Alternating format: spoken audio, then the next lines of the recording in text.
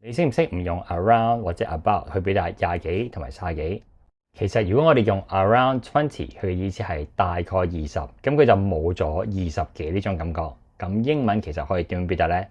想表達20幾、30幾，我哋可以用 something 去表達個幾嘅，即係20幾係 20 something，20 something， 30幾就係 30 something，30 something。咁當然去到90幾咧就係 90 something，90 something。There's a 30-something guy at my office who I think is perfect for you. You're only 40-something. Stop sitting home every weekend. 第二種表達方式咧就係加個 s 喺個數目字後面，即係20幾係 20s， 30幾係 30s， 90幾係 90s。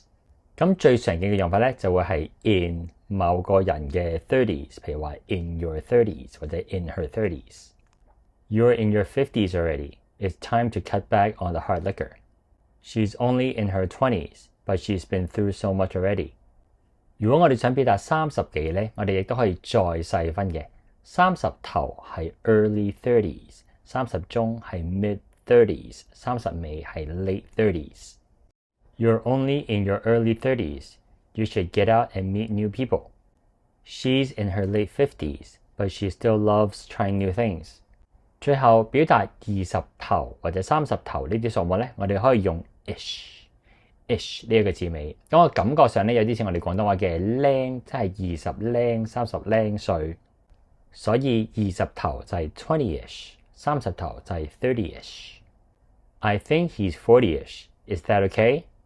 She's only 20ish, so she's still figuring out what she wants to do. 考下大家，你睇落去似30幾，英文可以點表達呢？學到新嘢記住幫手 comment、like 同埋 share。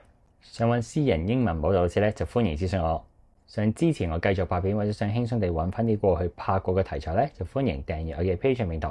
咁每個星期都會有會員專屬嘅影片嘅。